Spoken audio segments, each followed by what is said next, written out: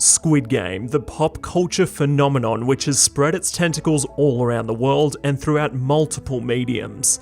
The #1 show on Netflix right now is obviously doing something right, but what is it about this show that makes it stand out amongst the countless streaming originals that have come before it?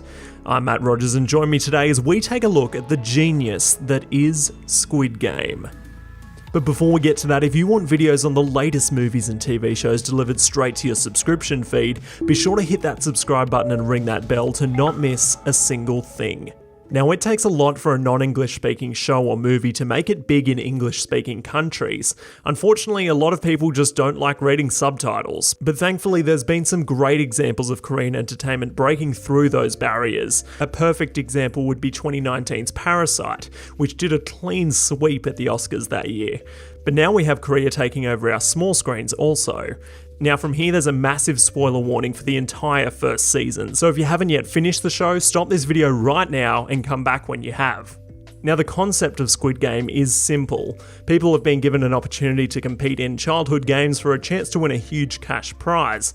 But what I came to love so much about this show, and what I'll be talking about in this video, is how Squid Game subverts your expectations, leaving you never quite knowing what to expect. Predictability is so commonplace these days, it's nice to finally get a show that has you constantly guessing what's going to happen next, and rarely giving you the satisfaction of being right.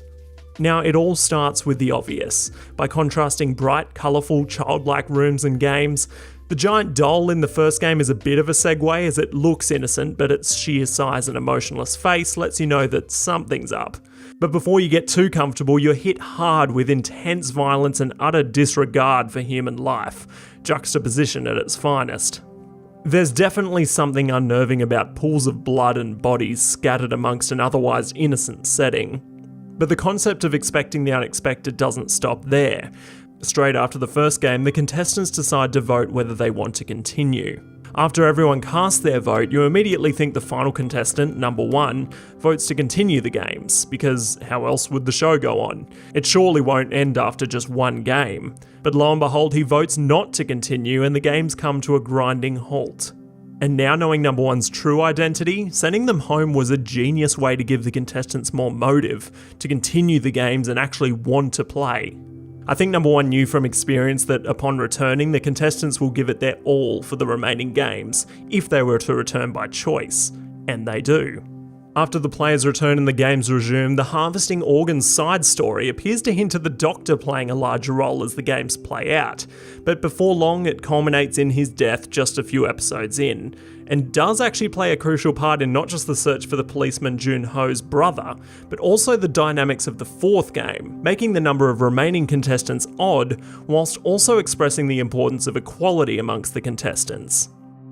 Once we reached the game of marbles, as there was an odd number of contestants, we just accepted the fact that number 212 is left partnerless and most likely eliminated. But expectations are subverted yet again, and we see her unharmed and ready for the next game. But I'm getting a bit ahead of myself. Back to the heart-wrenching game of marbles, a brutal mechanic was introduced and almost all contestants chose to pair up with their closest friend in the competition, only to have them realise they are required to go head-to-head with only one survivor. Not one line of dialogue is wasted in this episode, with some fantastic character building and contestants really showing their true colours. And don't even get me started on the wasted tears on #1. I have a rule that I always try to remember, and that is if you don't see someone die on screen, they're probably not dead. But having to select shapes, teams and partners force the contestants to make major decisions without any prior knowledge to support these decisions, leaving them with only instinct and no logic.